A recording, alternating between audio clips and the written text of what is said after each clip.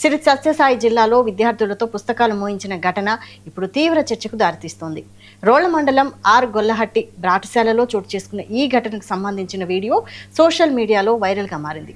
పుస్తకాల బ్యాగులు కట్టలను మోస్తూ విద్యార్థులు నడుస్తున్న దృశ్యాలు తల్లిదండ్రులను ఆగ్రహానికి గురిచేయిస్తున్నాయి. ఈ వ్యవహారంపై గ్రామస్తులు మండిపడుతుండటంతో ఇప్పుడు విద్యాశాఖ అధికారుల స్పందనపై ఉత్కంఠ నెలకొంది.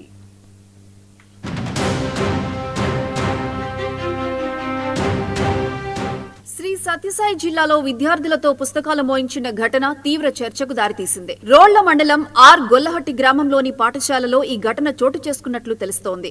చదువుకోవాల్సిన విద్యార్థుల చేత కిలోమీటర్కు పైగా పుస్తకాలు మోయించినట్లు ఆరోపణలు వస్తున్నాయి. పాఠశాలకు సంబంధించిన పుస్తకాలను విద్యార్థుల చేత మోయించినట్లు చెబుతున్నారు. ఈ ఘటనకు సంబంధించిన వీడియో ప్రస్తుతం సోషల్ మీడియాలో వైరల్ గా మారింది. విద్యార్థులు వరుసగా నడుస్తూ పుస్తకాలను మోస్తున్న దృశ్యాలు వీడియోలో కనిపిస్తున్నాయి. ఈ వ్యవహారంపై విద్యార్థుల తల్లిదండ్రులు, గ్రామస్తులు తీవ్ర ఆగ్రహం వ్యక్తం చేస్తున్నారు. విద్యార్థులు చదువుకోవాల్సిన సమయంలో వారితో పుస్తకాలు మోయించడం ఏంటని ప్రశ్నిస్తున్నారు. కూలీల మాదిరిగా చిన్నారులతో పనులు చేయించడం ఎంతవరకు సమంజసమని నిలదీస్తున్నారు.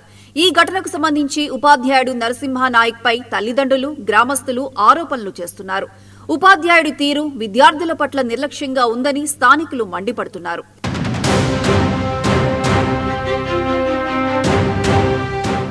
పిల్లలపై ఇలాంటి పనుల భారం మోపటం వల్ల వారి చదువుపై ప్రభావం పడే అవకాశం ఉందని తల్లిదండ్రులు ఆందోళన వ్యక్తం చేస్తున్నారు.